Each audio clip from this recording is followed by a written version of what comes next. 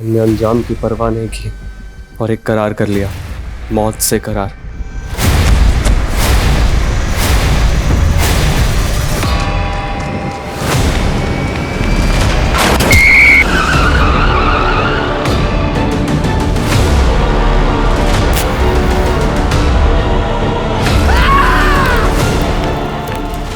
मौत का ऐसा करार कि अब मौत से पीछा छुड़ा पाना मुश्किल है।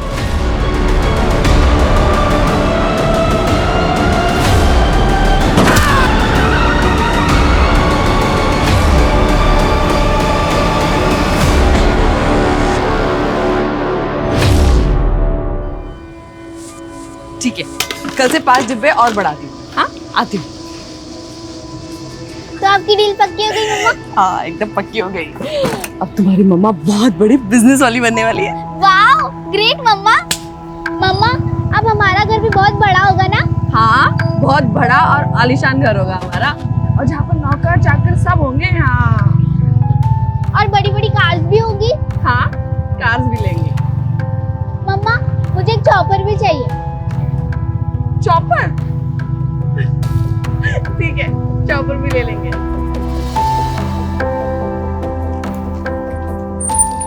अरे नानी, मम्मा मुझे चॉपर दिलवाएगी।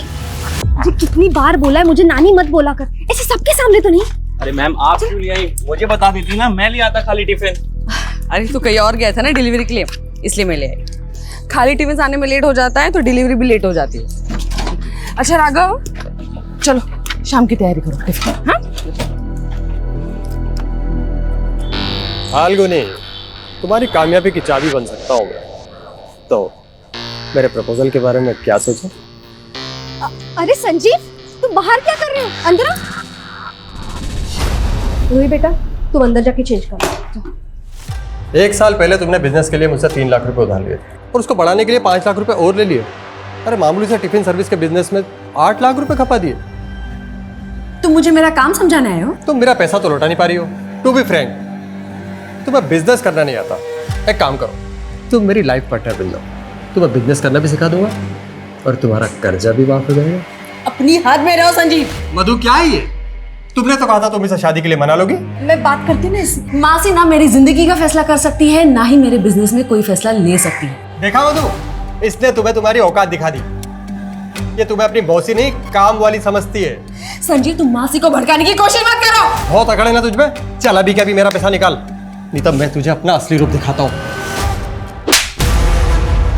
मुझे हैरास करने की कोशिश मत करना संजीव। तुम्हें तुम्हारा पैसा मिल जाएगा, वो भी पूरे ब्याज के साथ। ब्याज तो मैं वसूल करूंगा, इस थप्पड़ का भी।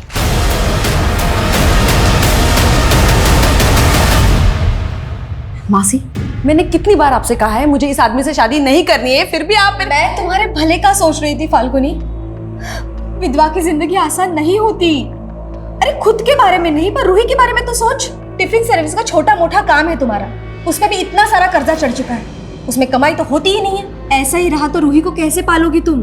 मासी, मैं आप जैसी नहीं हूँ जो अपने फायदे के लिए रिश्ते बदलती फिरूं। और अगर संजीव आपको इतना ही भाग गया है तो आप ही कर लो ना उसके साथ शादी। वैसे भी आपकी शादी तो हुई ही नहीं है। बस कर फाल्गुनी, मैंने तुझे अपनी बेटी माना, मैंने तेरे लिए अपना घर नहीं बसाया और तू मुझे खरी खोटी सुना रही है। मासी, आई एम सॉरी, मुझे ये सब नहीं बोलना चाहिए था, लेकिन आपको पता है ना मैं कितनी स्ट्रेस में हूँ। सारी टेंशन तुझे ही है।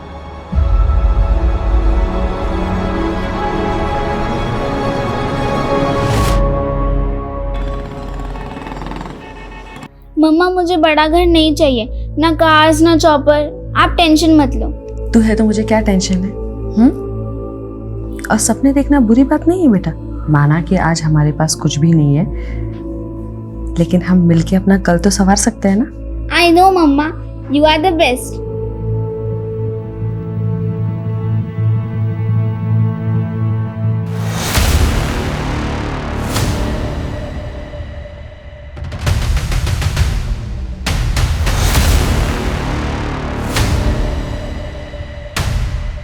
जब मंजिल दूर हो तो वहाँ जल्द से जल्द पहुँचने के लिए हम शॉर्टकट ढूंढने लगते हैं, और अब मैं उस रास्ते पर जाने का सोच रही थी जिसे मैंने सालों पहले छोड़ दिया था।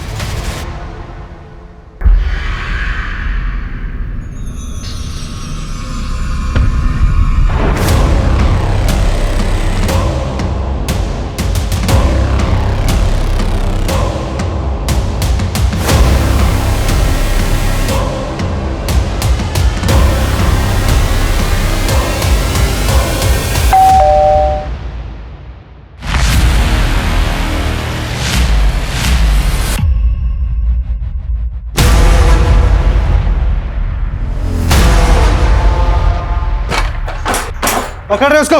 कौन आप लोग? क्या चाहिए? छोड़ो मुझे।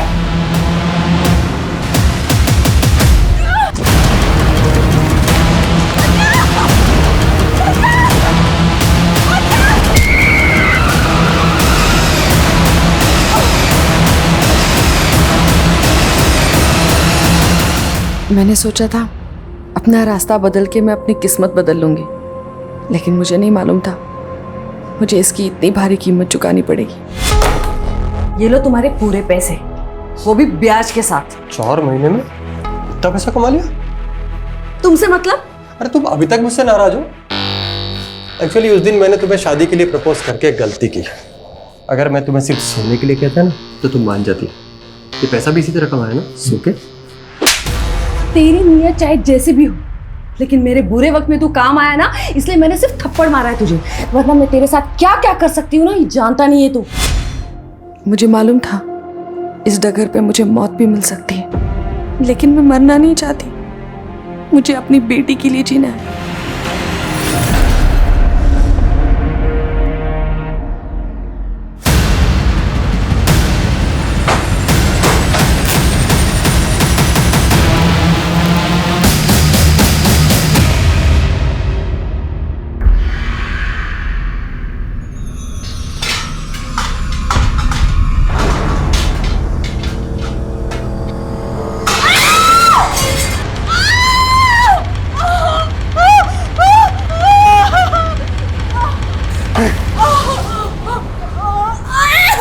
अपना शरीर दिखाने का बड़ा शौक है ना तुझे। तू मेरा देवर वहाँ पे पढ़ाई कर रहा है और तू उसको ले जाने की कोशिश कर रही है। ये क्या बोल रहे हैं आप? अच्छे से समझ रहे तुझे, अब ये तो नहीं चलेगा। यही पे काट दूंगा, यही पे काट दूंगा।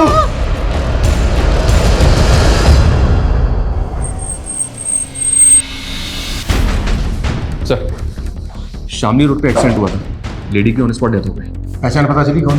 जी हाँ सर, एक्सीडेंट साइट से आईडी मिली है जिसमें फाल्गुनी गुप्ता लिखा हुआ है। मेरठ की रहने वाली है, कांस्टेबल को भेजा उसके एड्रेस पे।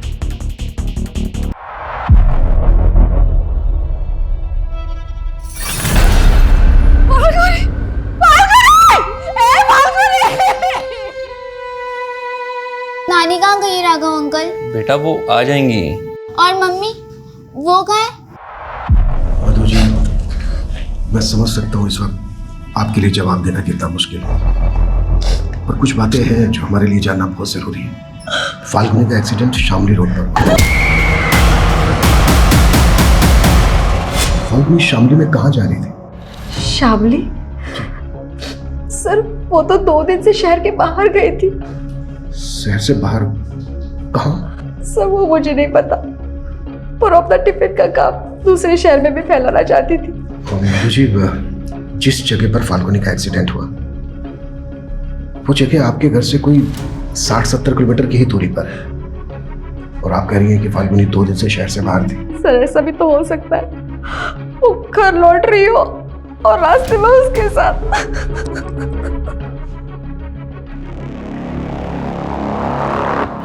सर, एक्सीडेंट स्पॉट का एक सीसीटीवी फुटेज मिला है। सर इसमें जिस तरह से फाल्गुनी भाग रही है और जिस तरह से व्हीकल ने उसे हिट किया, उसे ये तो मर्डर लग रहा है सर। गाड़ी का नंबर भी साफ दिखाई नहीं दे रहा है।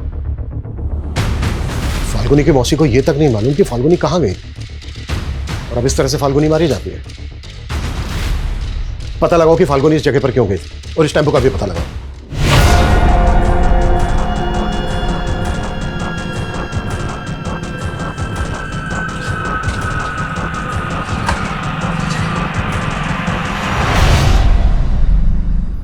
बहुत पढ़ाई कर रहे हो मेरे पीछे से। चलो आज तुम्हारा इम्तिहान लेते हैं। आजा। पानी।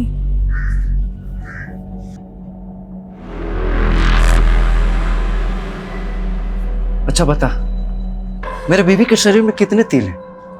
बस कीजिए आप, शक की भी सीमा होती है। क्या होती है? नहीं भैया। अच्छा, मतलब इसको मारो तो तुमको दर्द होता है? इतने नजदीक आ गए हो तुम दोनों। हिम्मत है? हैं? इधर आ। हिम्मत है तो मेरे पीछे से छुप छुप के जो करते हो मेरे सामने करके दिखाओ। चलो चलो। ये क्या बोल रहे हैं आप? क्या बोल रहा हूँ? क्या बोल रहा हूँ? क्या बोल रहा हूँ? क्या बोल रहा हूँ? ठान के आया हूँ। हमको धोखा दोगे तो यहीं पे जान से मार दूंगा।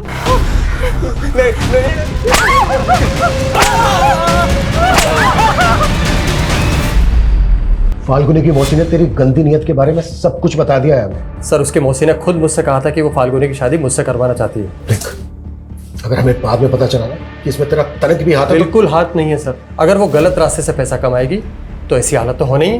कहना क्या चाहता है तू? सब बोल। सर 4 महीने पहले तक फाल्गुनी के पास अपनी बेटी की फीस भरने तक के पैसे नहीं हुआ करते थे और 4 महीने के अंदर उसने मेरे 8 लाख रुपए चुकता कर दिया। ये लो तुम्हारे पूरे पैसे ब्याज के साथ। मुझसे सवाल करने से पहले आप उसकी मौसी से पूछिए कि फाल्गुनी शहर में किस किस के पास जाती थी जो उसमें इतना पैसा बरसा रहे थे।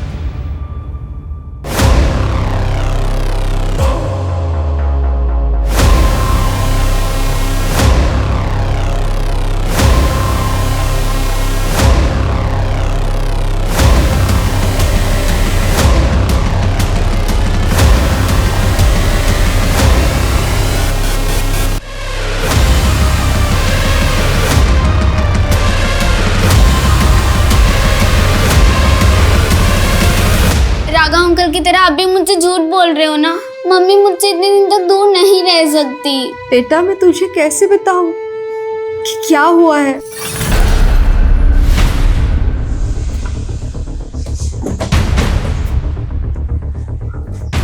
सर संजीव तो जलता था फाल्गुनी से, आप उस पर भरोसा कैसे कर सकते हो? देखिए, अगर संजीव ने कुछ किया है तो बचेगा नहीं, लेकिन आपको भी तो नहीं मालूम कि हत्या के 2 दिन पहले से फाल्गुनी कहाँ थी। सर मुझे सच में नहीं पता।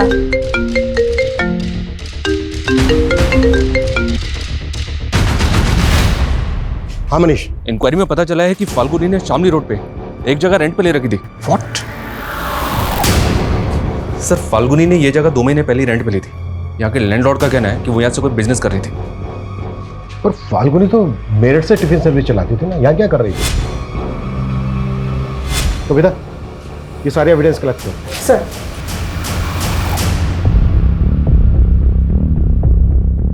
निर्भीक एजेंसी इस नाम से एग्रीमेंट करवाया था फाल्गुनी ने। अच्छा, किस तरह का बिजनेस था? मतलब वो क्या कर रही थी, कुछ बताया था? सर कंसल्टेंसी का बिजनेस बता रही थी, बोल रही थी कि अभी स्टैब्लिश कर रही हूँ, कुछ दिनों बाद ये जगह रिनोवेट करके ऑफिस खोल लेगी। 12 तारीख को आई थी क्या फाल्गुनी? नहीं सर, वो यहाँ कभी कभी आती थी। ठीक है, हमें एग्रीमेंट के पेपर चाहिए। जी सर। सर अगर फाल्गुनी का tiffin service Ruhi tiffin service के नाम से है तो फिर ये निर्भीक एजेंसी क्या है? और इसके बारे में तो उसकी मौसी ने भी हमें कुछ नहीं बताया। शायद देखकर ऐसा लग रहा है कि जैसे काफी फाइल थी, काफी डॉक्यूमेंट्स थे जिनको जला दिया गया। मनीष एक काम करो, पता करो कि वो निर्भीक एजेंसी के नाम से कौन सा बिजनेस कर रही थी, किस तरह का बिजनेस था, और ये भी पता लगाओ कि उस बिजनेस का उसके मर्डर से कोई कनेक्शन निकलता है।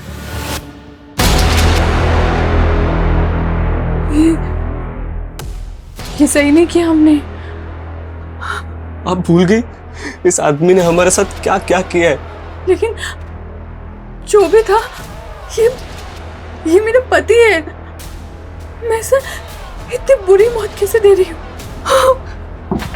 अब इतना मत सोचिए, इसके अलावा और कोई चारा नहीं था हमारे पास।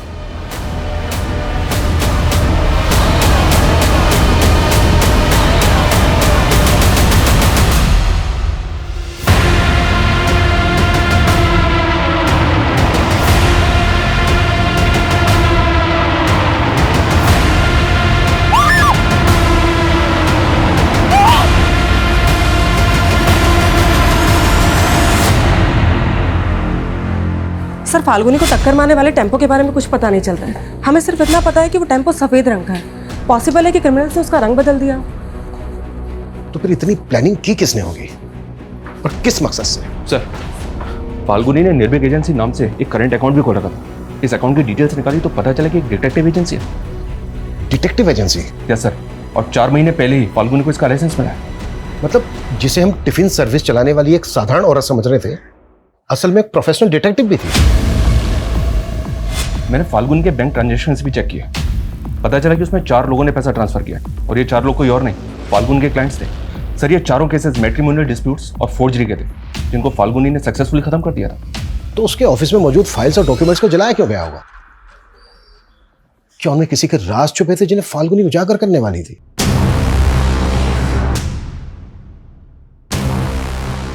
ये सब तो काफी हद तक जल चुका है sir. 1 PH 2 SKR 3 HC C is similar.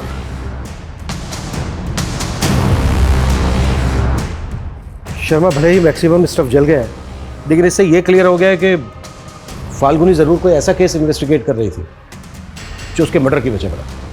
Sir Falguni के सीडीआर में कोई सस्पिशियस नंबर भी नहीं मिला, लेकिन सर फाल्गुनी की लोकेशन पिछले 2 महीने से अक्सर मुजफ्फरनगर की थी, लेकिन सर उसके सीडीआर में मुजफ्फरनगर का कोई नंबर नहीं मिला। ये भी तो हो सकता है कि वो कोई दूसरा नंबर भी यूज करती हो। शर्मा, अपने सारे खबरों को एक्टिव करो, उनसे कहो कि वो पता लगाएं कि फाल्गुनी मुजफ्फरनगर में कहाँ जाती थी और किस किस से मिलती थी। Okay sir.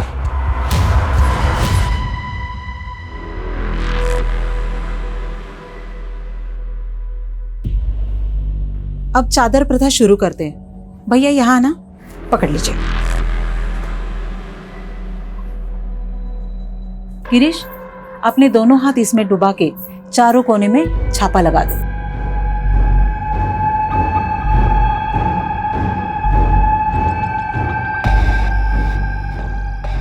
अब चादर प्रथा समाप्त हुई है, उसके अनुसार अब आप दोनों पति पत्नी हो। फाल्गुनी और डिटेक्टिव?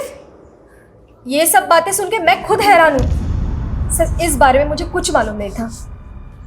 मधु जी, आप फाल्गुनी को उसके बचपन से जानती थी और 11 साल से तो आप उसके साथ रह रही थी। अगर आप उसके बारे में कुछ नहीं जानती तो क्या इसका मतलब हम ये निकालें कि फाल्गुनी भरोसा नहीं करती थी आप पर, ट्रस्ट नहीं था उसे, इसके लिए अपनी बातें छिपाती थी आपसे? सर ऐसा भी तो हो सकता है वो जानबूझ के कर रही हो। अभी वो डिटेक्टिव थी तो ऐसे लोग अंडरकवर होके भी तो काम करते हैं ना। अच्छा। सर मैंने आपको एक बात नहीं बताई थी, फाल्गुनी लॉ स्टूडेंट थी और उसके पिता के पास पैसे नहीं थे तो उसने अपनी पढ़ाई छोड़ दी थी, पर शादी के पहले वो क्रिमिनल लॉयर के पास काम करती थी सर। और शादी के बाद?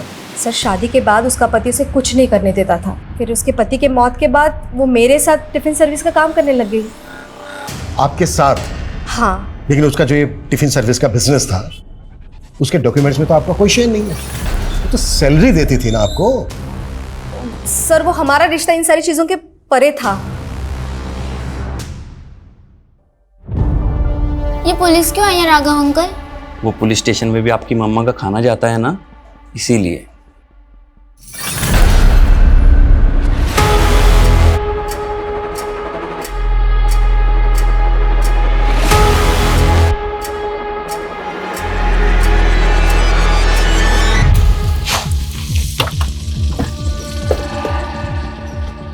आइए सर।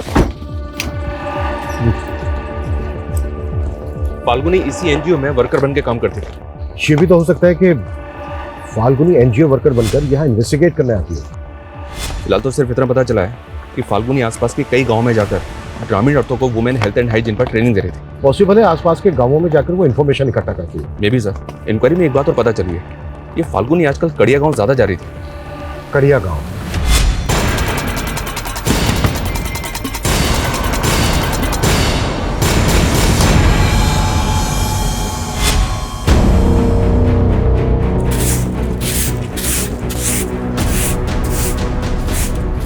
सुनिए,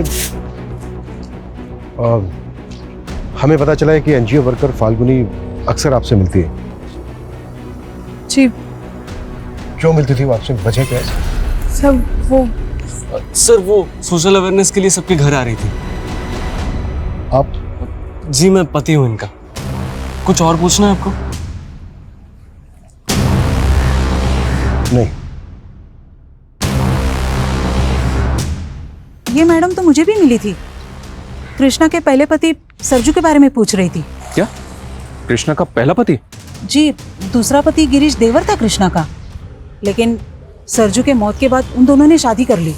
अच्छा, ये फाल्गुनी सरजू के बारे में क्यों पूछ रही थी? यही कि सरजू की मौत कैसे हो गई। क्या आप हमें बता सकती हैं कि सरजू की मौत कैसे हुई थी? सर, गिरीश और कृष्णा कहते हैं कि सरजू भैंस खरीदने जा रहा था तो कोई गाड़ी मार गई उसको, लेकिन मुझे लगता है कि इन दोनों ने उसे मारा होगा।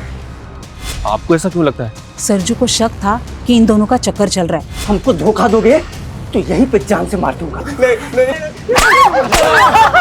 और एक बात, सरजू के मौत के 2 महीने पहले से वो काफी बीमार चल रहा था, खाट से उठा तक नहीं जा रहा था उसे। ऐसे में वो खुद पैदल चल के हाईवे तक कैसे जाएगा? मुझे लग रहा है सर, फाल्गुनी या सरजू की मौत का राज पता करने ही आई होगी। फाल्गुनी एक प्राइवेट डिटेक्टिव थी। इस तरह के लोग तभी इन्वेस्टिगेट करते हैं जब उन्हें कोई हायर करे। इस छोटे से गांव में कौन ऐसा होगा जिसने फाल्गुनी को हायर किया हो? हमें ना लोकल पुलिस से कंफर्म करना चाहिए कि सरजू का एक्सीडेंटल केस में कोई फाउल प्ले था क्या, और क्या वाकई में या ऐसे राज दफन है जो फाल्गुनी की हत्या का कारण बने।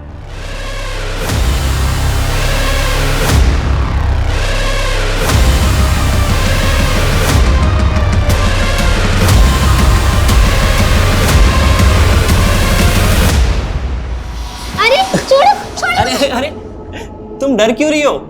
ये डॉल तुम्हारी मम्मी ने दी है तुम्हारे लिए। मम्मी ने? हाँ, मम्मी ने ऑर्डर पहले की होगी, बस पार्सल आ जाया है। राघव, जरा इधर आना। हाँ हाँ, आ रहा हूँ।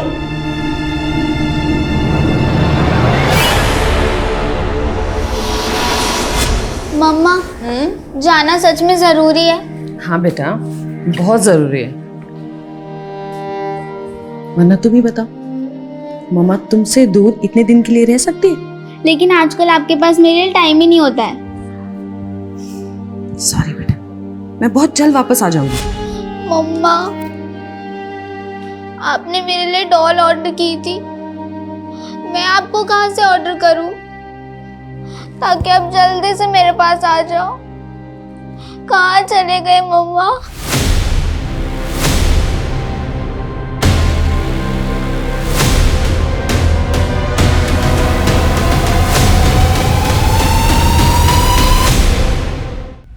सरजू कुशवाहा एक्सीडेंट केस में हमें कुछ ऐसा नजर नहीं आया जिससे कि लगे कि उसका मर्डर हुआ था, और सरजू के पोस्टमार्टम रिपोर्ट से भी ये क्लियर था कि उसका एक्सीडेंट ही हुआ था। अच्छा, सरजू का जिस टेम्पो से एक्सीडेंट हुआ था वो सफेद रंग का था ना? नहीं नहीं, सरजू की बीवी ने बयान दिया था कि कोई सफेद रंग का ओल्ड कार था। तो वो जो कार थी उस कार का कुछ पता चला? अभी तक तो नहीं। मुझे लगता है पुलिस वाला हमसे कुछ छुपा रहा है। हमें ना बहुत संभल के जांच करनी होगी। अगर फाल्गुनी सरजू के एक्सीडेंट को मर्डर मान रही थी तो जाहिर सी बात है वो लोकल पुलिस पे शक कर रही होगी। शर्मा, पता करो कि फाल्गुनी लोकल पुलिस से मिल रही थी क्या, और याद रहे पूरी एहतियात के साथ। Okay sir. मेरठ पुलिस हमारे घर तक पहुंच गई। मैं बता रहा हूँ, अगर मैं उनके हत्थे चढ़ा ना तो तुम सबकी पोल खोल दूंगा मैं। डर मत, पुलिस, नेता, प्रशासन सब मेरी जेब में है। सरजू का भूत भटक रहा है, वो ना हमसे बदला लेगा, वो बदला लेगा हमसे। इतना मत सोचो, सब ठीक हो जाएगा।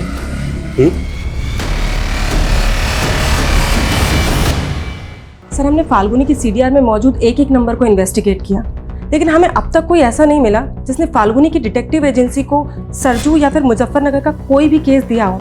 लेकिन सर, चली हुई फाइल से एक अधचला पेपर मिला है। सर, इसे देख के ऐसा लगता है जैसे ये किसी पीएम रिपोर्ट का हिस्सा है, लेकिन सर समझ में ये नहीं आ रहा कि ये किसकी पीएम रिपोर्ट का हिस्सा है। सरजू की बॉडी का भी पोस्टमार्टम हुआ था ना? जी हाँ सर, पोस्टमार्टम तो हुआ था, लेकिन इन्वेस्टिगेटिंग ऑफिसर सुखबीर ने बताया था कि उसकी रिपोर्ट से क्लियर था कि उसका एक्सीडेंट हुआ था। शर्मा, पोस्टमार्टम रिपोर्ट मैनिपुलेट भी तो की जा सकती है। सरजू की बॉडी का जिस डॉक्टर ने पोस्टमार्टम किया था, एक बार उस डॉक्टर से मिलते हैं। क्या हुआ? मम्मी की याद आ रही है? अरे डोंट वरी, मैं हूं ना, मैं भी मम्मा की तरह ही प्यार करूंगा। स्कूल हो या आस पड़ोस, कोई अगर तुम्हें टच करे ना तो इस बात की समझ होनी चाहिए तुम्हें कि गुड टच और बैड टच क्या होता है। क्या होता है मम्मा ये गुड टच बैड टच? मैं समझाती हूँ। पहले तो मैं तुम्हें बताती हूँ कि बैड टच क्या होता है। छोड़ो, छोड़ो छोड़ो छोड़ो मुझे नानी। चुप चुप। जहाँ तेरी मम्मी को पहुंचाया है ना, वहाँ तुझे भी पहुंचा दूंगा, समझ में आए?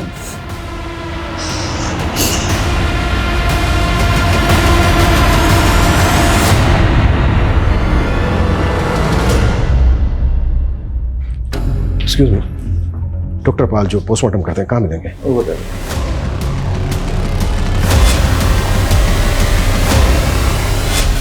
Doctor Samarpal ji. Inspector Abhimanyu Chander, Meerut police. हमें पता चला है कि आपने कड़िया गांव के सरजू कुशवाहा नाम के आदमी की बॉडी का पोस्टमार्टम किया था। सर मैं बहुत सारे विक्टिम का पोस्टमार्टम करता रहता हूँ, मुझे रिकॉर्ड चेक करने में। प्लीज।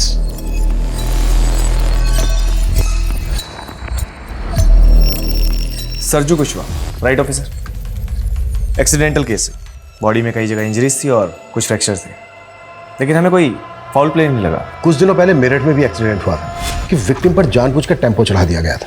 बहुत एक्सीडेंट की वजह से हुई थी, पर था वो मर्डर। लेकिन ये सब आप मुझे क्यों बता रहे हैं? जिस विक्टिम का एक्सीडेंट हुआ था उस विक्टिम का नाम था फाल्गुनी गुप्ता।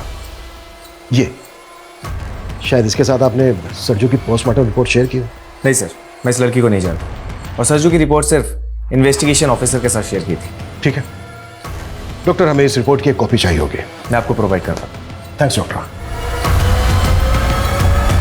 मैं तो तुम्हें चाहता था, लेकिन तुमने मेरा ध्यान फाल्गुनी की तरफ मोड़ दिया और अब उसके मर्डर का इल्जाम भी मेरी तरफ मोड़ दिया। मुझे पता है ना तू कितना बड़ा कमीना है। वो तो मैं हूँ, लेकिन तुझे मैं फुल सपोर्ट करूंगा फाल्गुनी के बिजनेस को टेक ओवर करने में।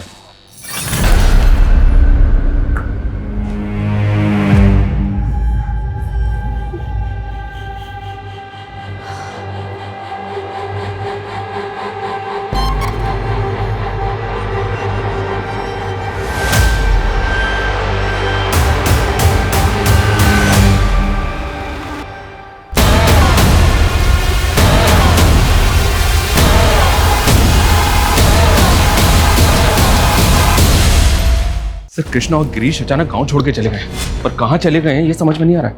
उनका गायब होना यही इंडिकेट करता है कि सरजू का एक्सीडेंट नहीं बल्कि मर्डर हुआ था। और सर अब तक ये भी पता नहीं चल पा रहा है कि फाल्गुनी को ये केस इन्वेस्टिगेट करने के लिए किसने दिया होगा। सब पता चलेगा मनीष। देखो ये तो क्लियर होता जा रहा है कि फाल्गुनी की हत्या का सरजू के केस से कनेक्शन। एक काम करो, गिरीश और कृष्णा का लुकआउट नोटिस जारी करवाओ। थोड़ा तो ओके सर।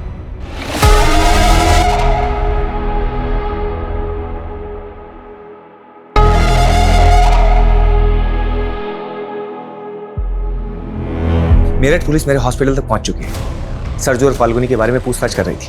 देखो अगर इस केस में मेरा नाम आ गया ना तो अच्छा नहीं होगा। किसी का नाम नहीं आएगा, थोड़े दिनों में मेरठ पुलिस झक मार के निकल जाएगी, और अगर ना भी निकली तो उसे भी खरीद लेंगे। वो पुलिस वाला बिकाऊ नहीं लग रहा था, या तो उसका भी ट्रांसफर करवा दो या फिर उसे भी ठिकाने लगवा दो। सर मुझे पता चला है कि सरजू के एक्सीडेंट में जिस गाड़ी का इस्तेमाल हुआ था वैसी ही गाड़ी का इस्तेमाल और एक एक्सीडेंट में किया गया था। व्हाट?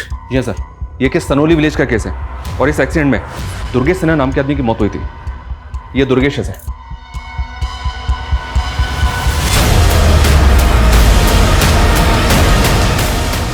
और इस केस में भी गाड़ी का कुछ पता नहीं चला। आखिर इस मिस्टीरियस व्हीकल की मिस्ट्री क्या है? अगर ये सबके साथ मर्डर थे तो फिर ये कौन करवा रहा था और क्यों? फाल्गुनी के मर्डर को भी एक्सीडेंट का रूप देने की कोशिश की गई। क्या फाल्गुनी कुछ ऐसा इन्वेस्टिगेट कर रही थी जिसके पीछे गहरे राज छिपे थे?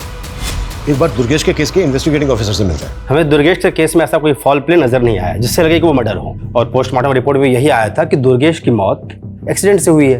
पोस्टमार्टम रिपोर्ट दिखाएंगे दुर्गेश की? हाँ sure. Thank you.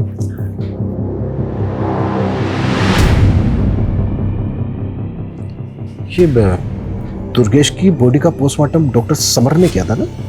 Ji sir ये दोनों पोस्टमार्टम रिपोर्ट्स तो एक दूसरे की कार्बन कॉपी है। दोनों रिपोर्ट्स में मौत की वजह एक ही लिखी है। अच्छा शर्मा, ये डॉक्टर समर का सी बनाने का स्टाइल नोटिस किया तुमने? बड़ी अजीब ढंग से सी बनाया। फाल्गुनी के ऑफिस में हमें एक डायरी मिली थी, उस पर लिखा था सी इज सिमिलर। क्या सी सिमिलर का इंडिकेशन इन्हीं दोनों रिपोर्ट्स का है? पूरे चांसेस। शर्मा, हमें फाल्गुनी के ऑफिस में जली हुई फाइल्स के बीच एक पोस्टमार्टम रिपोर्ट की जली हुई कॉपी भी बनी थी, याद है? इसका मतलब फाल्गुनी के पास ये दोनों रिपोर्ट्स थे, और फाल्गुनी सरजू का ही नहीं बल्कि दुर्गेश का केस भी इन्वेस्टिगेट कर रही हो।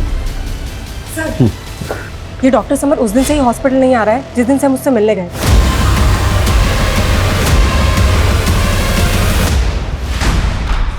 डॉक्टर समर कहाँ है? मुझे नहीं मालूम कब से नहीं हुआ घर पे? सर, पिछले 3 दिन से घर नहीं आया वो। कविता चेक करो, कुछ भी छूटना नहीं चाहिए। लेकिन हुआ क्या है, कोई बताएगा? बताते हैं।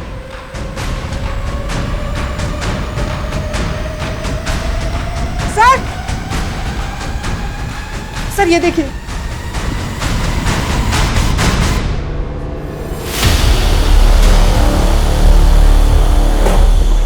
इतनी सारी डॉल्स, इलेक्ट्रॉनिक सामान,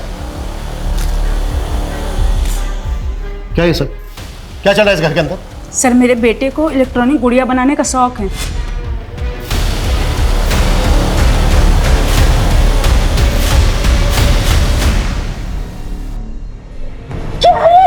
अरे ये क्या कर दिया आपने? तूने मेरे रूम में कैमरा लगा दिया। अरे मम्मी एक्सपेरिमेंट कर रहा था, अपने रिमोट आई को टेस्ट कर रहा था। है कहाँ वो? फोन भी बंद कर रखा है उसने अपना। सर, मैंने कहा ना, मुझे कुछ नहीं पता है। अपनी मर्जी का मालिक है वो।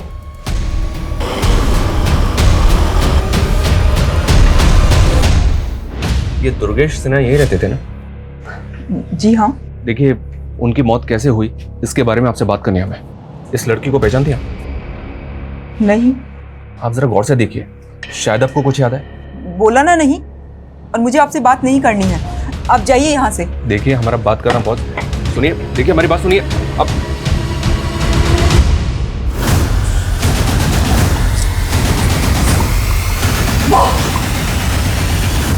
मम्मा, मैं तो डर गई। मैंने सोचा 2 दिन बाद वापस आई हूँ ना, तो ऐसे सरप्राइज करती तुझे। लेकिन मम्मा, मैं आपको बता नहीं सकती। जब आप चली जाती है तो यहाँ पर फाल्गुनी, तुम आ गई? हाँ मासी। हाँ, रूही ने आपको तंग तो नहीं किया मेरे पीछे से? अरे नहीं, बहुत अच्छे से रही है वो। मम्मा, मैं क्यों नहीं बता पाई आपको वो सब? सर, दुर्गेश की बीवी का ऐसा रवैया देख के ताज्जुब हो रहा है।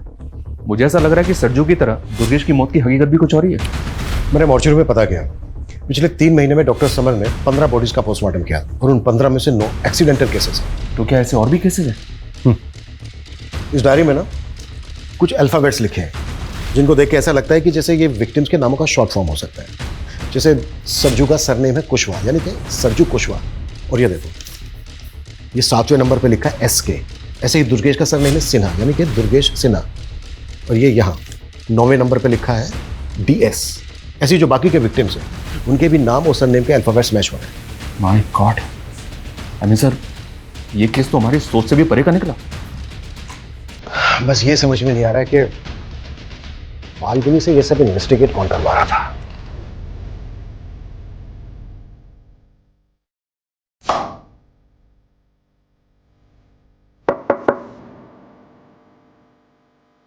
सर, ये फाइल।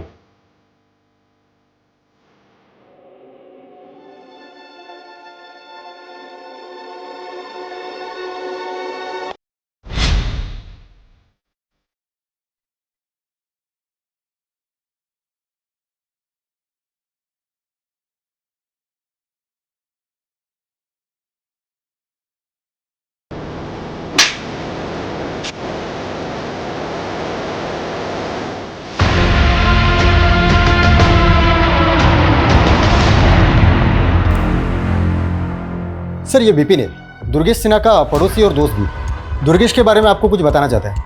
बोलो। सर, भले ही दुर्गेश की बीवी और सब लोग ये मानते हैं कि दुर्गेश की मौत एक्सीडेंट से हुई थी, लेकिन सर दुर्गेश तो कैंसर पेशेंट था, वो तो चल भी नहीं सकता था। व्हाट? उसका इलाज एनटी दीक्षित मेमोरियल अस्पताल में चल रहा था। और सर, मुझे बहुत अच्छे से याद है, उस शाम जब मैं दुर्गेश को मिलने उसके घर गया था तो वो बिस्तर पर ही अपने प्राण छोड़ चुका था। फिर मुझे उसकी पत्नी ने वहाँ से जाने के लिए कहा। उसके बाद मुझे उसी रात को ये पता चला कि दुर्गेश का हाईवे के पास में एक्सीडेंट हो गया है। सरजू के पड़ोसी ने कहा था सर कि सरजू काफी बीमार रहता था और ठीक से चल भी नहीं पाता था। और उसकी वाइफ कृष्णा ने स्टेटमेंट दी थी कि सरजू भैंस लेने जा रहा था, हाईवे पे उसका एक्सीडेंट हो गया था। ये बहुत बड़ा गेम है शर्मा, इसकी जड़ें ना काफी गहरी है। अच्छा, दुर्गेश के दोस्त ने बताया कि दुर्गेश कैंसर पेशेंट था, एनटी दीक्षित मेमोरियल हॉस्पिटल में उसका इलाज चल रहा था। एक काम करो, रिकॉर्ड चेक करो वहाँ पे। हमें कोई एक्सट्रीम स्टेप लेना होगा। हाँ, मैंने सोच लिया है कि मुझे क्या करना है।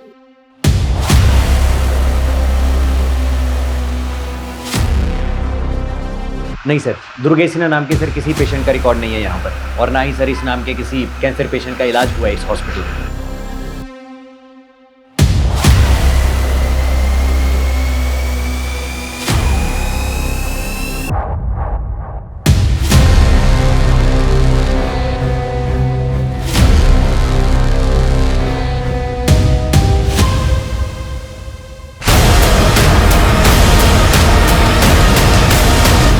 ये दुर्गेश कैंसर पेशेंट था, इसका कोई रिकॉर्ड नहीं मिला हॉस्पिटल में। लेकिन मैंने इंक्वायरी करवाई। डॉक्टर समन ने जिन 9 और एक्सीडेंटल विक्टिम्स का पोस्टमार्टम किया था, उन सबके केसेस भी सरजू और दुर्गेश के केस की तरह सस्पिशियस थे। और ये सारे के सारे विक्टिम्स लोअर मिडिल क्लास या फिर पुअर फैमिली से बिलोंग करते थे। ये काफ़ी ताज्जुब भरा है कि ऐसे बैकग्राउंड के लोगों को क्यों और किस मकसद से मारा गया और उनके मर्डर को एक्सीडेंट का रूप दिया गया। हमें ना इस फैमिली को कॉन्फिडेंस में लेकर बात करनी होगी, तभी हम इस केस की तह तक पहुंच पाएंगे। सर, गिरीश और कृष्णा सहारनपुर के घर में छिपे हुए थे। सहारनपुर पुलिस को उसी घर से उनकी लाशें मिली हैं।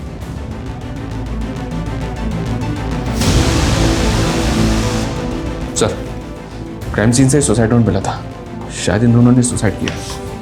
हमने अंजाम की परवाह नहीं की और एक करार कर लिया, मौत से करार। मौत का ऐसा करार कि अब मौत से पीछा छुड़ाना मुश्किल है। हमारा गुनाह बस इतना है कि हमने अपनी मजबूरी के साथ सौदा कर लिया। देखिए, मैं जानता हूं आपके पति सरजू कुशवाहा को कैंसर है और उनका बचना नामुमकिन है, लेकिन आपको उनकी मौत के बाद काफ़ी पैसा मिल सकता है। किस बात का पैसा? फिर जैसे ही सरजू की मौत होगी, देर रात में आप उसकी लाश को हाईवे पर डाल दीजिएगा, जहां एक गाड़ी उन्हें कुचल कर चली जाएगी। फिर आपको पैसा मिल जाएगा। कृष्णा को टीवी था, उसके इलाज के लिए पैसे चाहिए थे और सरजू भैया से नफरत थी मुझे, इसलिए मैंने उनसे एक करार कर लिया। लेकिन हमको क्या मिला? सिर्फ 2 लाख रुपए और इतना सारा तनाव। हम अपने पाप के बोझ से दब गए, इसलिए हम दोनों आत्महत्या कर रहे हैं। ये सब तो बेहद अजीब है सर, ना ऐसा पहले कभी देखा और ना सुना।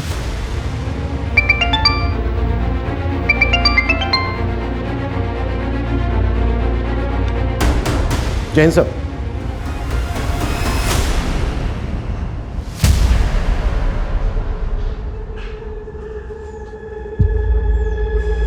तुम मुझ पे गुस्सा हो ना? मैं जानती हूँ मैं बहुत बुरी हूँ। और राघव अंकल, वो तो और भी बुरे। उन्होंने मेरे साथ। रूही, राघव ने क्या किया तुम्हारे साथ? देखिए, टारगेट्स तो आप लोगों को अपने अपने पूरे करने ही हैं, लेकिन मैं सिर्फ ये कहना चाहता हूं कि जब भी आप कोई नई पॉलिसी भेजें तो क्रॉस चेक कीजिएगा डॉक्यूमेंट्स पूरे। Excuse me, Manish Singh ji. SP sir ने तो आपको बता ही दिया होगा कि मैं आपसे क्यों मिलना चाहता था। जी, लेकिन हमें ताज्जुब इस बात का है कि इतने समय तक आप चुप क्यों रहे? आपको तो बहुत पहले सामने आ जाना चाहिए था। एक्चुअली हम डिलेमा में थे कि हमारा शक सही है या गलत, और उसी को पुख्ता करने के लिए हमने फाल्गुनी को मुजफ्फरनगर डिस्ट्रिक्ट में लगाया था। इसके अलावा 4 और डिस्ट्रिक्ट में हम अपने लेवल पर इन्वेस्टिगेट कर रहे थे। तो मतलब फाल्गुनी को आपने हायर किया था? जी, फाल्गुनी को मैं 10 साल पहले से जानता था, जब वो एक क्रिमिनल लॉयर के यहाँ काम किया करती थी। वो लॉयर मेरे दोस्त थे, और जब मुझे पता चला कि फाल्गुनी ने डिटेक्टिव एजेंसी स्टार्ट की है, तो मैंने उससे बात की। हमें ऐसे इंसान की तलाश थी जो ग्रास रूट लेवल पर जाकर इस मामले की पूरी सच्चाई सामने ला सके। मुझे क्या करना होगा सर? फाल्गुनी, मुजफ्फरनगर डिस्ट्रिक्ट में पिछले 4 महीनों में 183 पॉलिसी होल्डर्स ने एक्सीडेंटल इंश्योरेंस क्लेम किया है। ये काफ़ी स्ट्रेंज है, क्योंकि ये सारे लोग लोअर बैकग्राउंड से आते हैं, और पॉलिसी लेने के 1 महीने पहले इन लोगों ने अपने पैन कार्ड बनवाए और बैंक में अकाउंट खुलवाए। उसके पहले इनका किसी भी बैंक में कोई भी अकाउंट नहीं था, और पॉलिसी लेने के 1-1.5 महीने बाद इनका एक्सीडेंट हो गया। सर, इसमें पक्का फाउल प्ले है, वरना इतने सारे लोगों के साथ सेम हादसा कैसे हो सकता है? मुझे लगता है कि ज़रूर किसी ग्रुप ने या किसी गैंग ने इनसे ये सब करवाया होगा। फाल्गुनी एकदम सही डायरेक्शन में थी। हमें भी हिंट मिलने लगे थे कि इन सब के पीछे कोई ना कोई ऑर्गेनाइज्ड गैंग है, और इसमें काफ़ी पुलिस वाले और काफ़ी पोस्टमार्टम डॉक्टर्स शामिल हैं। लेकिन इसके पहले कि फाल्गुनी हमें कोई प्रूफ देती, उसका मर्डर हो गया, और तब हम श्योर हो गए। हमारे बाकी इन्वेस्टिगेटर्स ने भी हमें इंफॉर्मेशन दी थी। 500 से ज़्यादा केसेस हैं, 100 करोड़ से ज़्यादा इंश्योरेंस क्लेम हुआ है। व्हाट? 500 से ज्यादा केसेस? मतलब हम ये मान सकते हैं कि 500 से ज्यादा लोगों का मर्डर हुआ है जिसको एक्सीडेंट का रूप दिया गया? शायद, लेकिन इसके पीछे किंगपिन कौन है, किसके इशारे पर ये सब कुछ हो रहा है, वी आर स्टिल क्लूलेस। ये जितने भी सारे केसेस हैं, आप हमें इनकी डिटेल्स दीजिए। जी।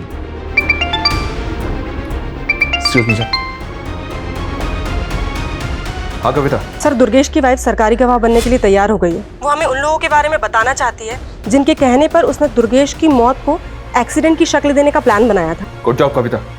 कहाँ है दुर्गेश की बीवी?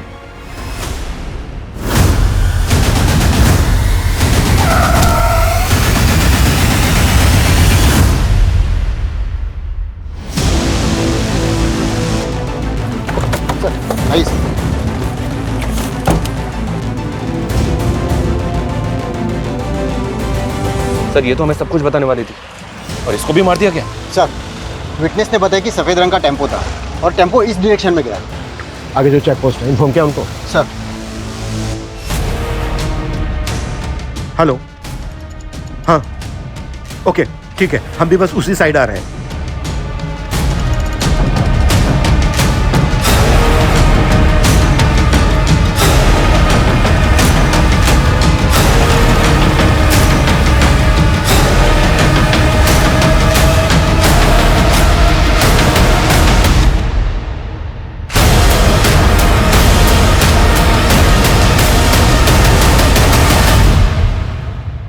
कंपनी का रीजनल मैनेजर ही कंपनी के साथ इतनी बड़ी कॉन्स्पिरेसी कर रहा है। मुझे कोई फंसा रहा है। ओए फंसा रहा है? हाँ, तेरे गुनाहों की लंबी चेन तोड़ दी हमने। टेम्पो ड्राइवर, हिस्ट्री चीटर है। इंस्पेक्टर सदानंद के कहने पर वो ज्यादा मर्डर कर रहा था। इंस्पेक्टर सदानंद ने तेरे कजन कपिल का नाम लिया है और कपिल ने तुम लोगों की सारी पोल खोल दी है। और भी बहुत सारे लोग शामिल है ना इसमें, और ज्यादातर को तू रास्ते से हटा चुका है, जैसे डॉक्टर समर। इन सब का किंगपिन तू है ना? चलो बोल। ये सब मेरे कज़न कपिल की खुरापात थी। एक दिन दारू के नशे में उसने मुझे बताया कि उसका एक एक्सीडेंट पॉलिसी होल्डर कैंसर का पेशेंट था। कपिल ने उसकी फैमिली के साथ मिलकर ऐसी कॉन्स्पिरेसी रची कि उसका क्लेम पास हो गया। और यहीं से तुझे इन गुनाहों की तरकीब सूझी? हाँ सर, सबसे पहले हमने ऐसे पेशेंट्स की हॉस्पिटल से डेटा निकालना शुरू किया और फिर जो फैमिलीज़ मान जाती थी हम उनका अकाउंट खुलवाते थे और उन्हें एक्सीडेंटल पॉलिसी खरीदवाते थे। और जब उनकी मौत हो जाती थी तो उनकी फैमिली हमें बताती थी और फिर हम उनकी लाशों पर से गाड़ियाँ चढ़ाकर उन्हें एक्सीडेंट की शक्ल दे देते थे। सदानंद और सुप्रीत जैसे पुलिस इंस्पेक्टर ऐसे केसेस को एक्सीडेंटल केसेस बनाकर फाइल बंद कर देते थे, और समर जैसे पोस्टमार्टम डॉक्टर ऐसी पोस्टमार्टम रिपोर्ट बनाते थे जिसमें कोई फाउल प्ले नजर न आए। हाँ सर, हॉस्पिटल रिकॉर्ड से हम उन पेशेंट के नाम गायब करवा देते थे ताकि किसी को पता ना चले कि उन्हें जानलेवा बीमारी थी। एक रिकॉर्ड गायब करने की फीस 35,000 फिक्स थी और क्लेम करने वाले को तुम लोग 50-50 हजार रुपए देते थे, ज्यादा से ज्यादा 1 लाख रुपए। उनका बैंक अकाउंट भी खुद ऑपरेट करते थे और जैसे क्लेम का पैसा अकाउंट में आता था पैसे निकाल के गायब। और फाल्गुनी का कसूर यह था कि उसने तुम्हारे गुनाहों की लंबी चेन का पता लगा लिया था। हाँ सर, वो जिस तरह से मनीष सर को रिपोर्ट कर रही थी वो मेरे लिए खतरा बनती जा रही थी, इसीलिए उसको ख़त्म करना ज़रूरी था और वो सबूत मिटाने भी ज़रूरी थे जो उसने मेरे खिलाफ जुटाए थे।